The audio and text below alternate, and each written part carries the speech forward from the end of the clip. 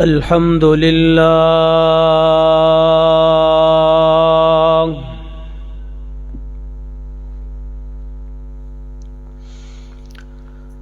الحمد لله وكفى وسلام على عباده الذين اصطفى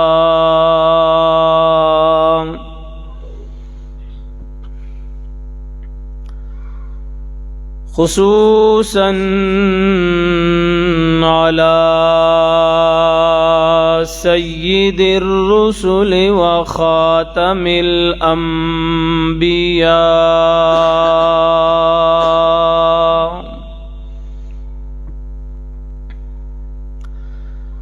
وعلى آله وأصحابه الأتقياء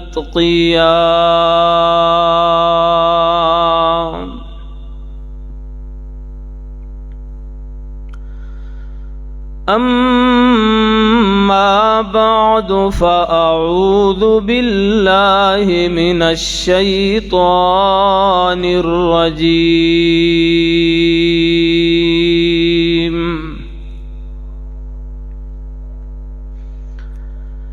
بسم الله الرحمن الرحيم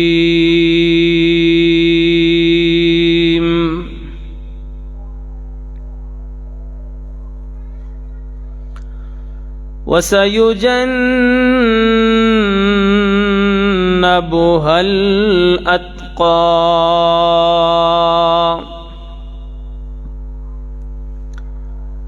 الذي يؤتي ماله يتزكى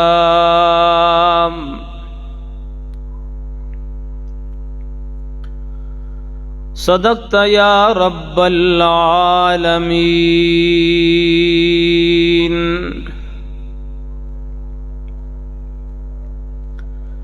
وقال النبي صلى الله عليه وسلم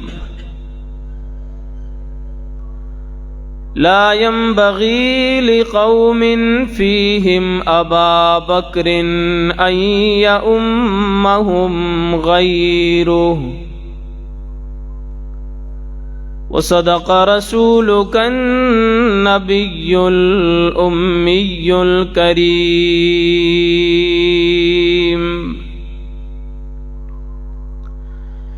إن الله وملائكته يصلون على النبي يا أيها الذين آمنوا صلوا عليه وسلموا تسليما. اللهم صل على سيدنا ومولانا محمد وعلى آل سيدنا ومولانا محمد وبارك وسلم ثم صل عليه.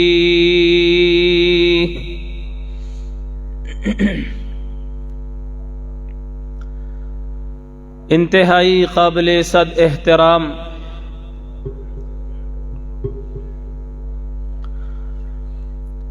میرے دوستو، میرے بزرگوں،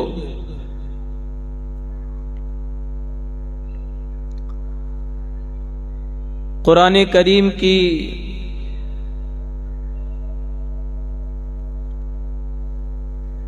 دو آیت کریمہ اس وقت آپ حضرات کے سامنے تلاوت کی،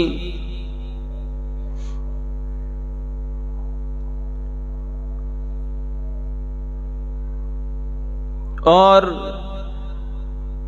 رسول اللہ صلی اللہ علیہ وسلم کی مبارک احادیث میں سے ایک حدیث مبارکہ بھی تلاوت کی۔ اللہ تعالی قرآن و سنت کی روشنی میں گفتگو کرنے کی توفیق نصیب فرمائے۔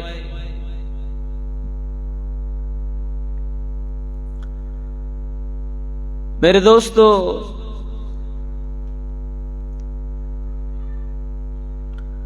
گزشتہ 2 جمعوں سے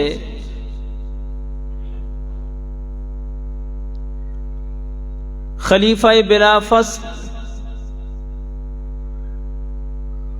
خلیفہ اول، یار غار و مزار، سسر رسول، امیر المومنین حضرت سیدنا ابو بکر صدیق رضی اللہ تعالی عنہ کی عظمت، ان کے فضائل اور مناقب کے حوالے سے گفتگو جاری ہے۔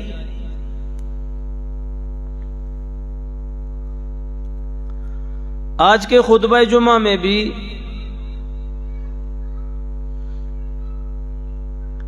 انہی کی عظمت، ان کے فضائل اور مناقب کے حوالے سے گفتگو ہوگی۔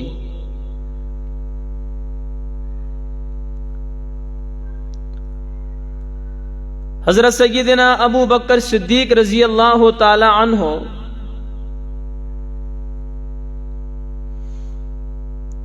بڑی عظمت والی شخصیت ہے۔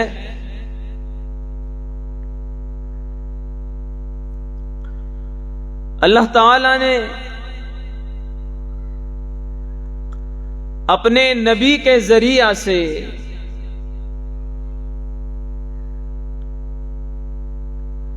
اپنے نبی کی نصرت اور مدد کے لیے حضرت ابو بکر صدیق کو منتخب فرما کر بڑی عظمتوں سے نواز دیا۔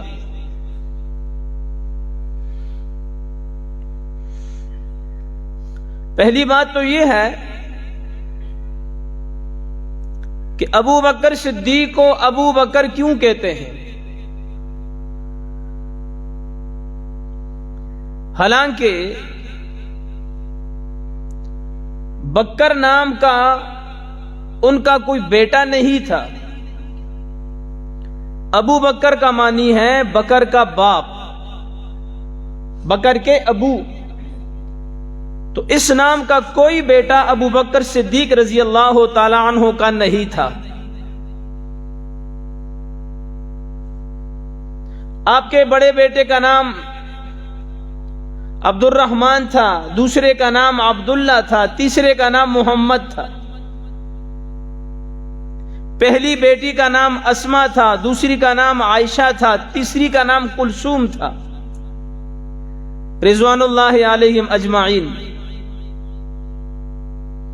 یہ 6 آپ کی اولاد ہیں، ان میں سے بکر نام کا کوئی نہیں ہے۔ اس میں علماء نے گفتگو کی ہے، لیکن ایک عالم کی تحقیق کے مطابق زمانہ اسلام سے پہلے ابو بکر صدیق رضی اللہ تعالی عنہ نے ایک عورت کے ساتھ نکاح کیا تھا۔ چونکہ اسلام کا زمانہ نہیں تھا اور نکاح کرنا جائز تھا، اس طریقے کے مطابق، جس طریقے کے مطابق انہوں نے نکاح کیا ہوگا، اور وہ جو عورت تھی وہ بیوہ عورت تھی، اور اس کی گود میں ایک بچہ تھا جس کا نام بکر تھا۔ اس بکر نامی بچے کی وجہ سے وہ عورت ام بکر کہلائی، اور چونکہ صدیق اکبر رضی اللہ تعالیٰ عنہ نے اس عورت کے ساتھ نکاح کیا یہ بچہ ابو بکر صدیق کا سوتیلا بیٹا کہلایا، اس کی نسبت سے ابو بکر صدیق بنے۔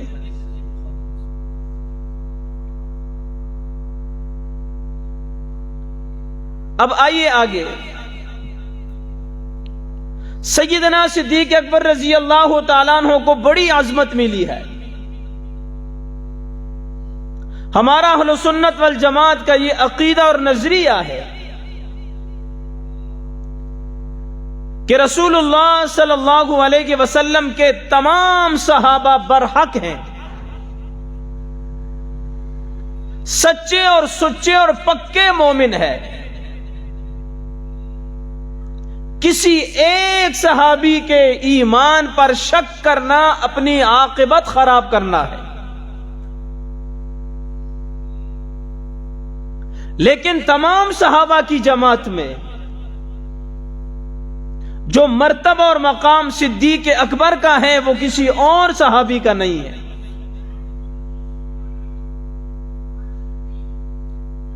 سیدنا صدیق اکبر رضی اللہ تعالیٰ عنہ کی دوستی، آپ کا یارانہ میرے نبی کے ساتھ، یہ کوئی نبوت کے بعد کا نہیں تھا۔ یہ 18 سال حضرت ابو بکر صدیق کی عمر تھی اور 20 سال میرے نبی کی عمر تھی۔ ابھی نبوت ملنے میں 20 سال باقی تھے کہ میرے نبی اور صدیق اکبر کی آپس میں دوستی ہو گئی، اور یہ دوستی 18 سال سے شروع ہوئی، 18 سال کی عمر سے، اور یہ دوستی آج تک قائم ہے۔ ساری زندگی صدیق اکبر میرے نبی کے ساتھ رہے۔ ایک دوستی ابو بکر کی ہے، ایک دوستی حضرت جبریل امین علیہ الصلوۃ والسلام کی ہے۔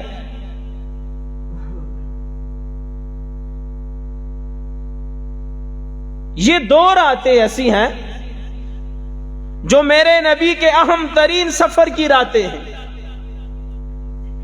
ایک معراج کا سفر ہے اور ایک ہجرت کا سفر ہے۔ ایک رات جو سفر تھا اس میں میرے نبی کو لینے کے لیے جبریل آئے،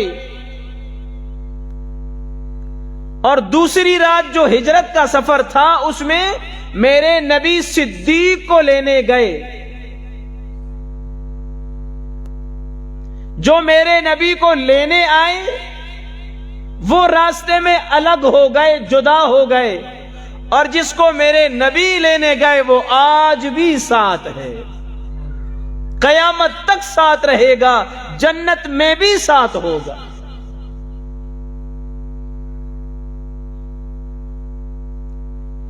معراج کے سفر میں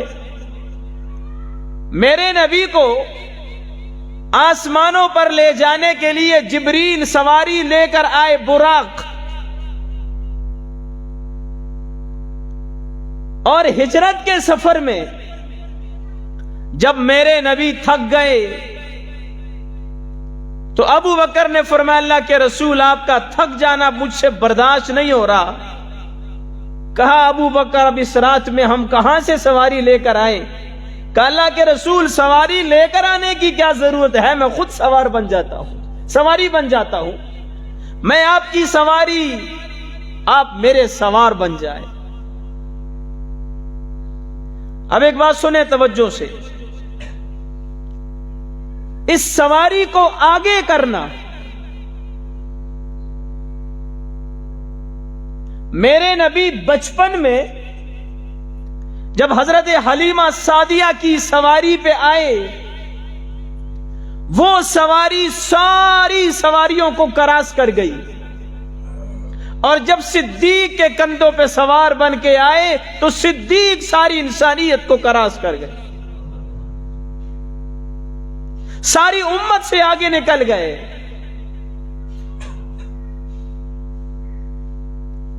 آج کا بے انصاف مورخ وہ جب دیکھتا ہے کہ میرا نبی اونٹنی پہ سوار ہے، وہ اونٹنی کو 100 نمبر دے دیتا ہے، اور جب وہ دیکھتا ہے کہ میرا نبی براق پہ سوار ہے، وہ براق کو بھی 100 نمبر دے دیتا ہے۔ لیکن صدیق کے ساتھ بغض کی وجہ سے صدیق کو نمبر دیتے ہوئے اسے موت آتی ہے۔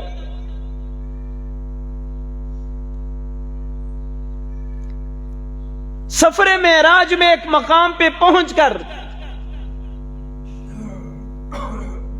حضرت جبریل امین نے فرمایا، اللہ کے رسول یہاں تک میری انتہا ہے، جو ایک قدم آگے رکھتا ہوں تو پر جل جانے کا خطرہ ہے۔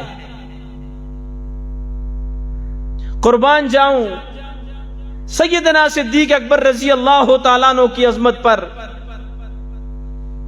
سید عطا اللہ شاہ بخاری رحمت اللہ علیہ فرمایا کرتے تھے، ہوتے نا ابو بکر صدیق تو کہتے ہیں علاقہ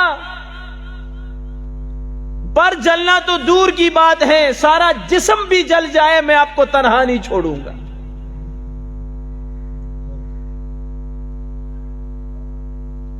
اب یہاں ایک بات اور سنیں، واقعہ معراج میں ایک مقام پہ پہنچ کر جبریل فرماتے ہیں، آقا یہاں تک میری انتہا ہے، آگے میں نہیں جا سکتا۔ جہاں نوری کی انتہا ہے وہاں سے بشر کی ابتدا ہے، وہاں سے بشریت کی ابتدا ہے۔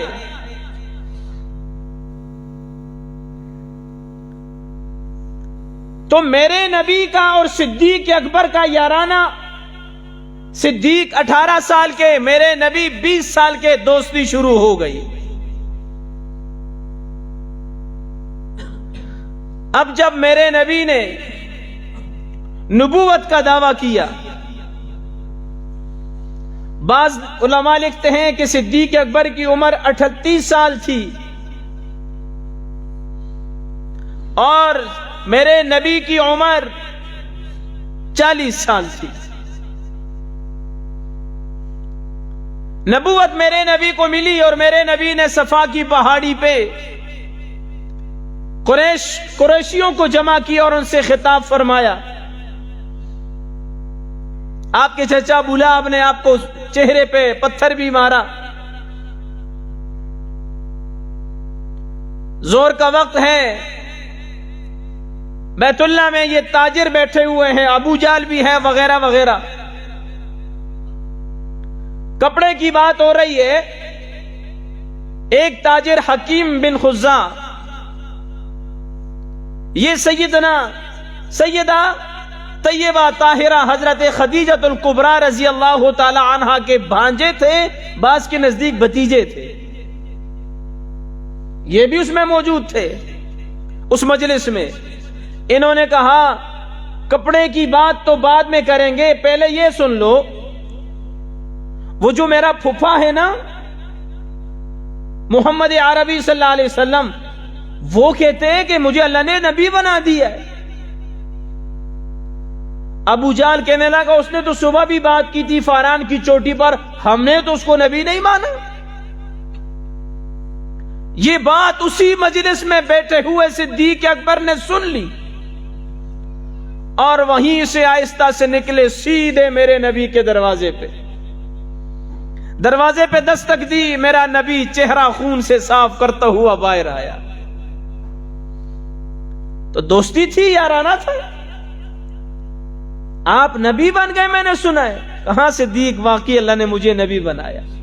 فرمایا پھر ہاتھ آگے بڑھا دیجئے تاکہ میں آپ کے ہاتھ پہ کلمہ پڑھ لوں۔ یہ نہیں کہا کیسے یار، دوستی تھی، بے تکلفی تھی۔ آج ہمارا کوئی دوست ایسی کوئی اوپری بات کر لے، ہم اس سے 50 دلائل مانگتے ہیں اور پھر بھی اس پر یقین نہیں رکھتے۔ صدیق اکبر نے بغیر کسی دلیل مانگے ہوئے میرے نبی پر ایمان لایا اور میرے نبی کا کلمہ پڑھا۔ کتنا بلند مقام ہے پایا صدیق نے، بستر نبی دے کول لگایا صدیق نے، پہلے اعلان تے آکھیا میں حاضر میرے حضور، سوچا ذرا نہ آزمایا صدیق نے۔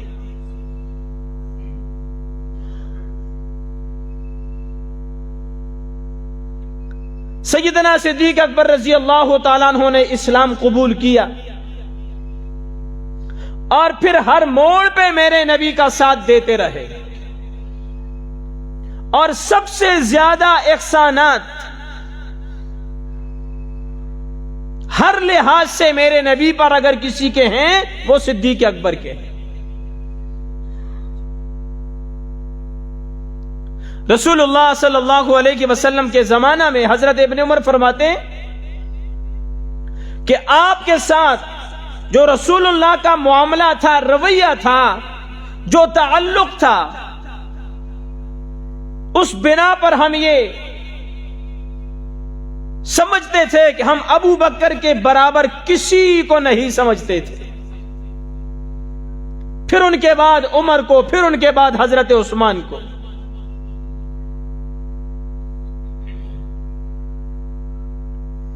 اور میرے دوستو، حدیث پاک کا مفہوم ہے کہ میرے نبی نے صدیق اکبر کو فرمایا، اے ابو بکر تم غار میں بھی میرے ساتھی تھے، اور روز آخرت حوض کوثر پر بھی تم میرے ساتھی رہو گے۔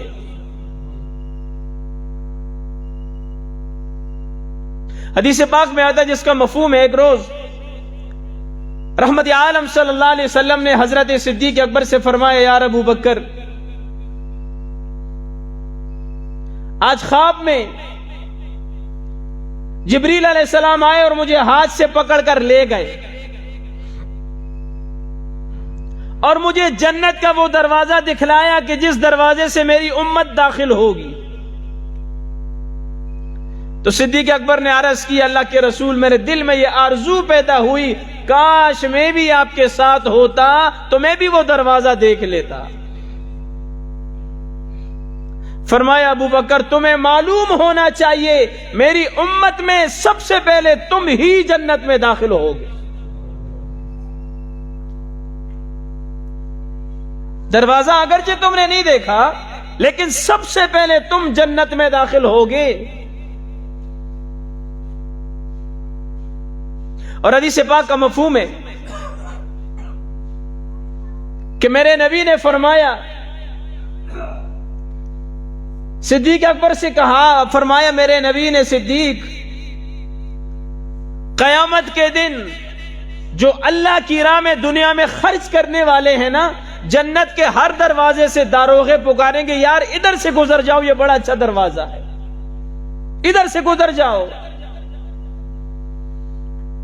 کہ اللہ کے رسول، کہنا تو نہیں چاہیے لیکن کوئی ایسا بھی ہوگا جس کو سارے دروازوں سے پکارا جائے؟ فرمایا ہاں، اور وہ تم ہو، جس کو جنت کے 8 دروازوں سے بلایا جائے، پکارا جائے، یہاں سے داخل ہو جاؤ۔ کتنی عظمت ہے اس شخصیت کی۔ اور جس کی صداقت کی گواہی میرے اللہ نے دی، جس کو صدیق میرے نبی نے فرمایا، جس کو صدیق میرے خدا نے کہا، اور جس کی سخاوت، جس کی اتنی قربانی ہے، جس نے اپنا سب کچھ قربان کر دیا۔ قرآن کریم کی 8 یا 9 آیات میں صدیق اکبر کا تذکرہ ہے، اور جو آیت کریمہ میں نے آپ کے سامنے پڑھی، یہ بھی شان صدیق اکبر میں نازل ہوئی۔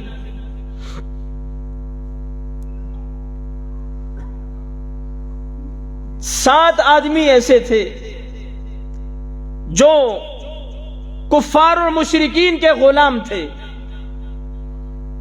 وہ بیچارے مسلمان ہو گئے تو کفار اور مشرکین ظالموں نے طرح طرح کی اذیتیں انہیں دینا شروع کر دی۔ ان میں حضرت بلال بھی تھے رضی اللہ عنہ، حضرت عامر بن فہیرہ بھی تھے، تو امیہ بن خلف ظالم حضرت بلال کو بڑی سخت سزا دیا کرتا تھا، اور یہ مارنے والے کئی لوگ تھے، مارنے والے تھک جاتے تھے، لیکن بلال مار کھا کھا کے نہیں تھکتا تھا، کہ اس کے دل میں اللہ کی توحید رچ بس چکی تھی۔ تو سیدنا صدیق اکبر رضی اللہ تعالیٰ عنہ کا گھر بھی اسی محلہ میں تھا۔ ایک دفعہ گزر رہے تھے تو وہ ظالم ظلم کر رہا تھا، تو ابو بکر نے امیہ سے کہا تم اللہ سے ڈرتے نہیں ہو اس کے معاملے میں؟ اس نے کہا جیڑا چنگا ہے تو آزاد کر لے۔ ابو بکر نے فرمایا آزاد کرنے کے لیے تیار ہوں۔ کہنے لگا تیرے پاس جو وہ طاقتور غلام ہے نا، میں اس کے بدلے میں اس کو تمہیں دینے کے لیے تیار ہوں۔ صدیق اکبر رضی اللہ تعالیٰ عنہ آئے اور اس غلام کو، اس پر ایمان کو پیش کیا، اسلام کو پیش کیا کہ اسلام قبول کر لو، میرے پاس جتنا بھی مال ہے سب تمہیں دے دوں گا، اسلام قبول کر لو۔ اس نے قبول کرنے سے انکار کیا تو صدیق اکبر رضی اللہ تعالیٰ عنہ کو اس سے نفرت ہو گئی، اور آپ نے بلال کے بدلے میں اس کو دے دی اور بلال کو لے کر آزاد کر دی۔ 7 غلام اپنے پیسے خرچ کر کے انہوں نے جو ہے آزاد کیے۔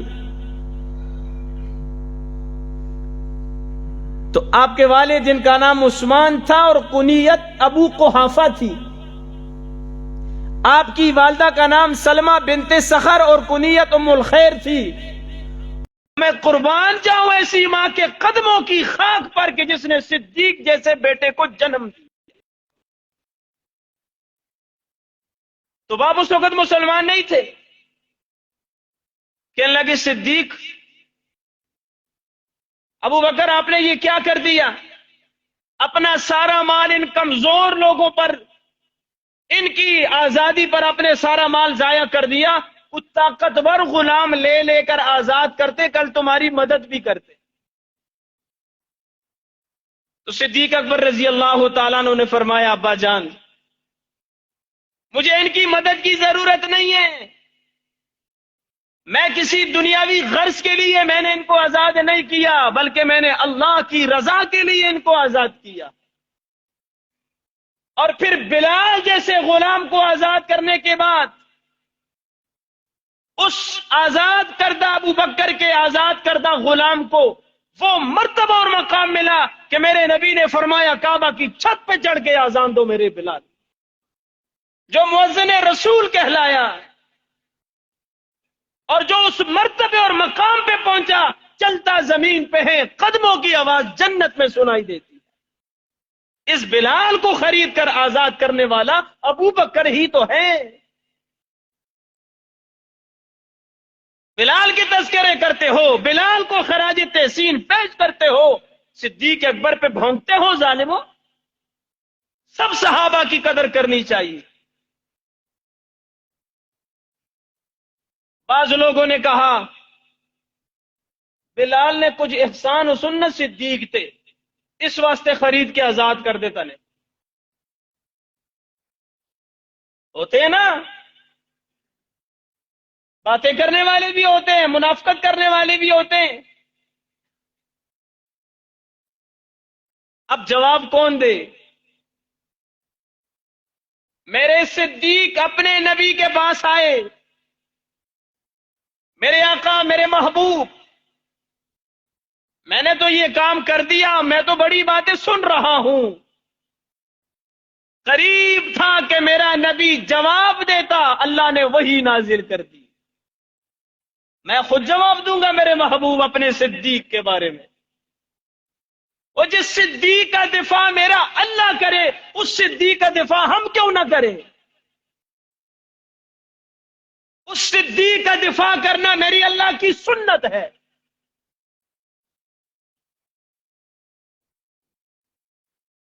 رب العالمین نے فرمایا وَسَيُجَنَّبُهَا الْأَتْقَى الَّذِي يُؤْتِي مَالَهُ يَتَزَكَّى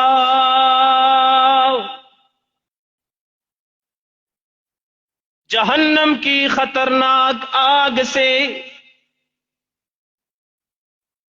جس میں مجرمین کو، مشرکین، کفار کو ڈالا جائے گا، اس خطرناک آگ سے ہم اس بڑے متقی کو بچا لیں گے۔ پروردگار کون سا اتقی، کون سا متقی؟ فرمایا الذی یؤتی مالہ یتزکا،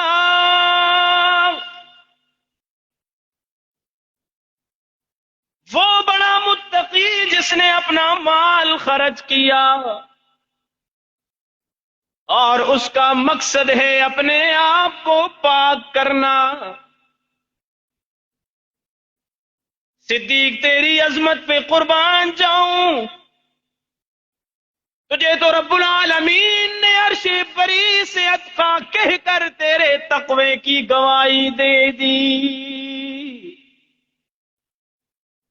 ان اکرمکم عند اللہ اتقاکم، تم سب میں سے اللہ کے نزدیک زیادہ اکرام والا، احترام والا، عزت والا وہ ہے جو سب سے زیادہ متقی ہے۔ اور صدیق کو تو سب سے بڑا متقی میرے رب نے خود فرمایا۔ اب انہیں بھی جواب دیا جو یہ کہتے ہیں بلال کے کچھ احسانات ہوں گے صدیق پر، اس لیے بلال جیسے غلام کو بھی خرید کر آزاد کیا۔ رب العالمین نے فرمایا ما لأحد عنده من نعمت تجزا، ابو بکر پر کسی کا کوئی بھی احسان نہیں کہ جس کا وہ بدلہ دے، سب پر ابو بکر کے احسانات موجود ہیں۔ میرے نبی نے فرمایا سب سے زیادہ احسانات مجھ پر صدیق کے ہیں کہ جن کا بدلہ میں دنیا میں نہیں دے سکا، قیامت کے دن رب العالمین اپنی شان کے مطابق بدلہ عطا فرمائے گا۔ اور وہ بدلہ کیا ہوگا؟ قیامت کے دن سورج سوے نیزے پر ہوگا، زمین تانبے کی ہوگی، ساری خلقت اللہ کی عدالت میں ہوگی۔ لوگ کبھی ایک نبی کے پاس جائیں گے، کبھی دوسرے کے پاس، کبھی تیسرے کے پاس۔ اللہ کے حضور التجا کیجئے، حساب و کتاب شروع ہو جائے، بھلے ہمیں جہنم میں ڈال دیا جائے، لیکن اس مصیبت سے، اس سختی سے تو ہماری جان چھوٹ جائے۔ ہر نبی معذرت کرے گا، ہم اللہ سے بات نہیں کر سکتے، اللہ بڑے جلال میں ہے۔ آخر کار میرے نبی کے پاس آئیں گے، اللہ کے حضور آپ تو اللہ کے محبوب ہیں، آپ اللہ سے التجا کیجئے۔ میرے نبی نے فرمایا میں اللہ کے بارگاہ میں التجا کروں گا، میرے مالک حساب شروع کر دے۔ رب العالمین فرمائیں گے میرے محبوب آپ کی التجا پر ہم حساب شروع کرنے لگے ہیں، کوئی بندہ تو پیش کرو جس سے ہم حساب کا آغاز کریں۔ ہے کوئی امتی آپ کا؟ میرے نبی اپنے صدیق کا ہاتھ پکڑ کے آگے کریں گے، میرے باری تعالی صدیق سے حساب و کتاب شروع کر دے۔ رب العالمین میرے نبی کے صدیق کو دیکھ کر مسکرا دیں گے اور فرمائیں گے میرے محبوب دنیا میں صدیق نے تجھ پہ احسانات کرتے کرتے کوئی حساب کیا تھا؟ کہ آج ہم اس سے حساب کرنے لگ جائیں. اس نے تجھ پہ جو دنیا میں احسانات کیے تھے، ان احسانات میں اس نے کوئی حساب کیا تھا تجھ سے میرے نبی؟ جب اس نے کوئی حساب نہیں کیا، آج ہم بھی اس سے کوئی حساب نہیں کرتے. یہ وہ احسان کا بدلہ اللہ قیامت کے دن صدیق کو دیں گے. مال احد عنده من نعمت تجزا. ابو بکر پر کسی کا کوئی احسان نہیں کہ جس کا وہ بدلہ دے. الا ابتغاء وجه ربه الاعلى. یہ کون کہہ رہا ہے؟ یہ رب العالمین کہہ رہا ہے. یہ کسی اور کی بات نہیں ہے. یہ میں کوئی ڈائجسٹ پڑھ کے نہیں سنا رہا. یہ میں کوئی قصے کہانی کی کتاب نہیں سنا رہا. یہ میں وہی سنا رہا ہوں جو رب العالمین نے اپنے محبوب پہ نازل کی. فرمایا صدیق کا مقصد تو صرف اور صرف اللہ ہی کی رضا حاصل کرنا ہے. میں نے پوچھا باری تعالی، جب صدیق نے اپنا سارا مال خرچ کیا، تو بھی گواہی دے رہا ہے کہ صدیق کا مقصد اللہ کی رضا ہے، تو پھر تو صدیق سے راضی ہے یا نہیں؟ مجھے جواب ملا وَلَسَوْفَ يَرْضَىٰ. اللہ اس کو راضی کر دے گا، ان قریب اللہ اس کو راضی کر دے گا. اس صدیق کی عظمت کے سامنے، اس صدیق کی عظمت کا مقابلہ کون کر سکے؟ جس نے اپنا سب کچھ لٹا دیا، گھر بار، بیوی بچوں تک قربان کر دینے کے لیے تیار ہے، اپنے آپ کو خطرے میں ڈال دیا. اور جس نے 18 سال کی عمر سے لے کر 61 سال کی عمر تک ساری زندگی جس نے میرے نبی کا چہرہ دیکھا، سب سے زیادہ میرے نبی کے چہرے کی زیارت کرنے والے ابو بکر ہیں. اس کی تو آنکھیں نہیں ٹھنڈی ہوتی تھی میرے نبی کو دیکھ دیکھ کے، اس کی تو پیاس ہی نہیں بجھتی تھی. ویسے اس نے کہہ دیا نظر الی وجہک، آپ کے چہرے کو دیکھتے رہنا دنیا و ما فیہا سے زیادہ پسند ہے.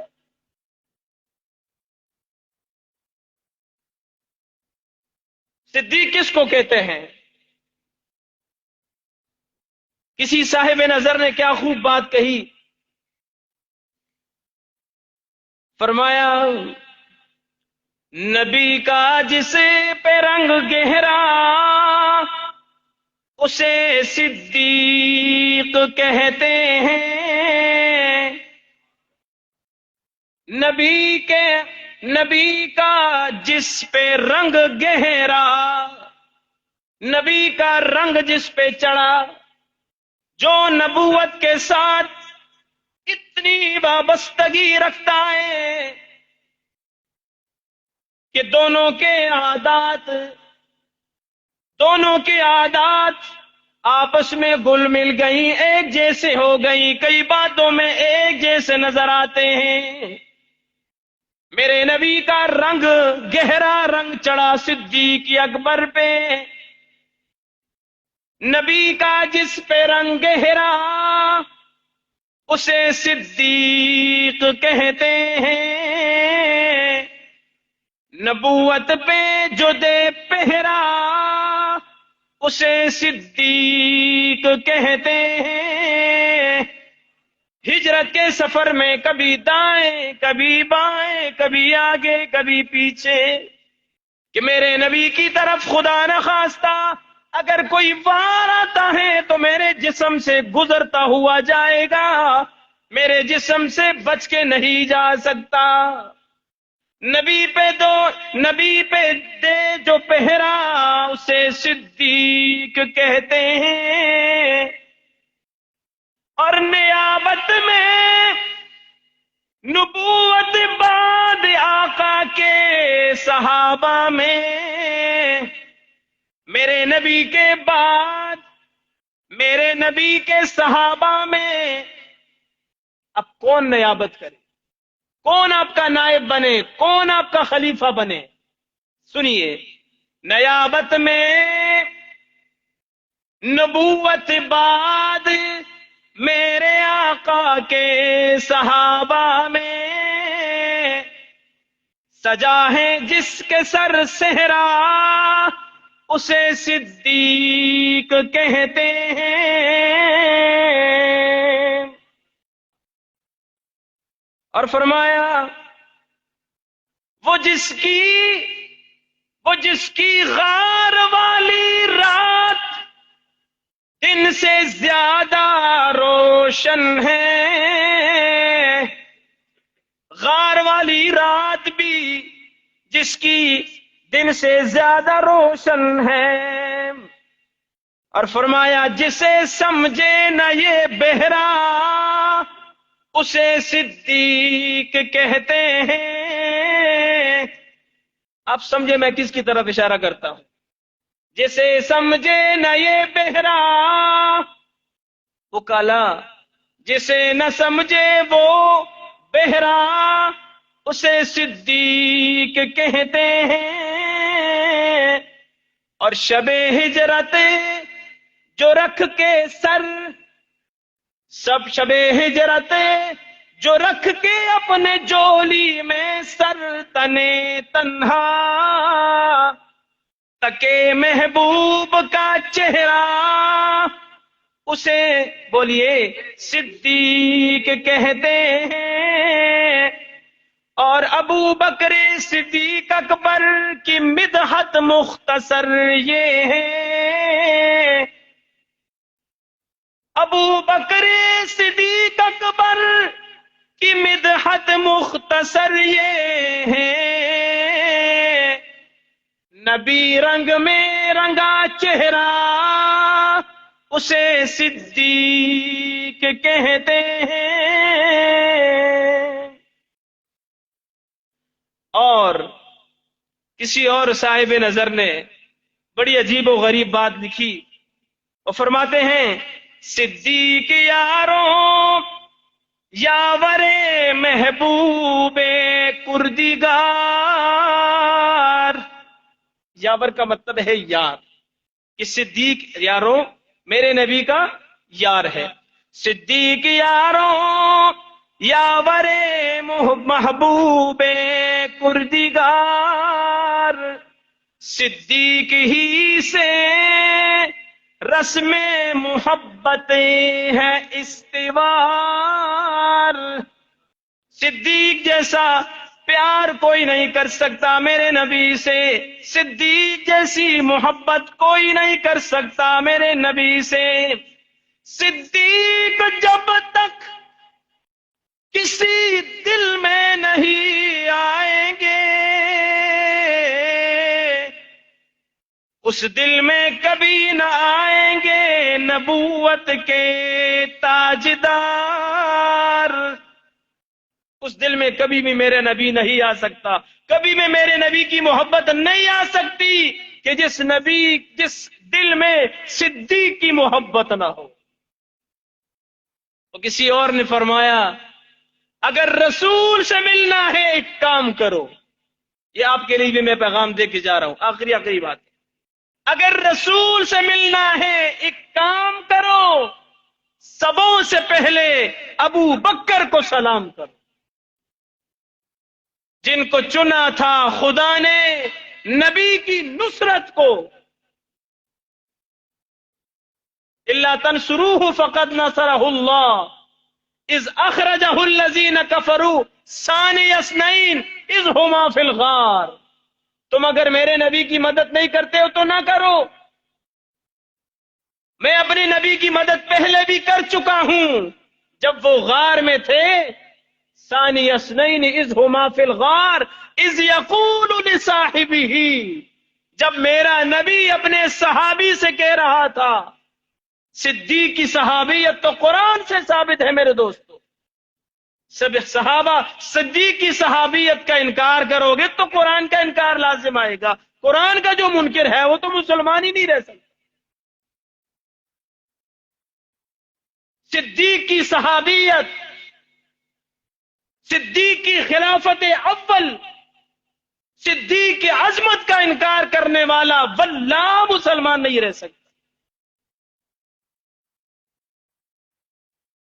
جس کو چنا تھا خدا نے نبی کی نصرت کو، تم اس کے بارے بڑا سوچ کے کلام کرو، اور تمہارا تھوکا تمہارے ہی منہ پہ آئے گا۔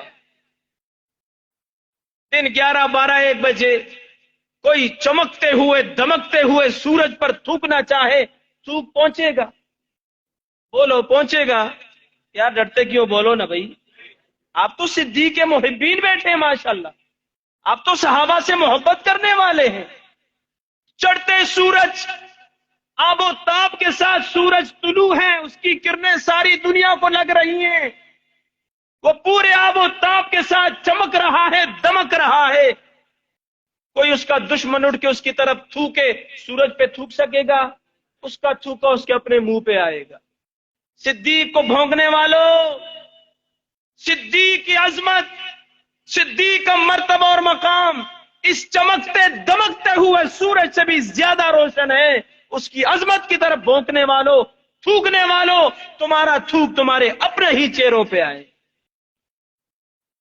اور میرے دوستو ایک اور بات سن، اللہ تبارک و تعالیٰ نے ایک اپنا خلیفہ بنایا۔